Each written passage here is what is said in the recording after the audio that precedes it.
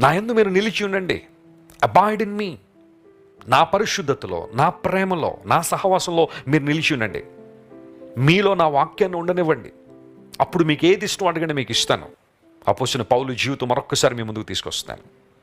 అనేక మంది రక్షణ పొందాలని, దేవుని సంకల్పాన్ని గుర్తెరగాలని, రక్షణ భాగ్యంలో కొనసాగాలని పౌలు ఆశించాడు. అతని కోరికలన్నీ కూడా క్రీస్తు రాజ్య నిర్మాణం వైపుగానే ఉన్నాయి.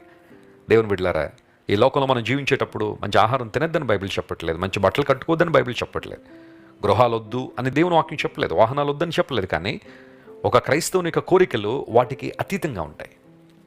నశించిపోతున్న వ్యక్తులు రక్షణ పొందాలి. ఎవరైతే ఇంకా సువార్తను వినలేదో వారికి సువార్త అందాలి. క్రీస్తు రాజ్య విస్తరణ జరగాలి. పరిశుద్ధతలు అందరూ ఎదగాలి. నీతితో ప్రతి ఒక్కరూ జీవించాలి.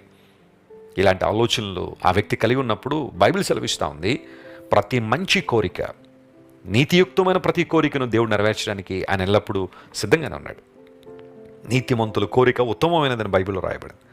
అందును బట్టి దేవుని సన్నిధిలో ఆయనలో నిలిచి ఉందాం, వాక్య ప్రకారం జీవిద్దాం, ఆత్మ సంబంధంగా, మానసికంగా, శారీరకంగా మనకి ఏది అవసరమో ప్రభుతో చెబుదాం. దేవుడు వాటిని ఖచ్చితంగా మన జీవితంలో నెరవేర్చి అద్భుతం చేస్తారు. ఒక బ్రేక్ త్రూ కోసం నువ్వు ప్రార్థన చేస్తున్నావా?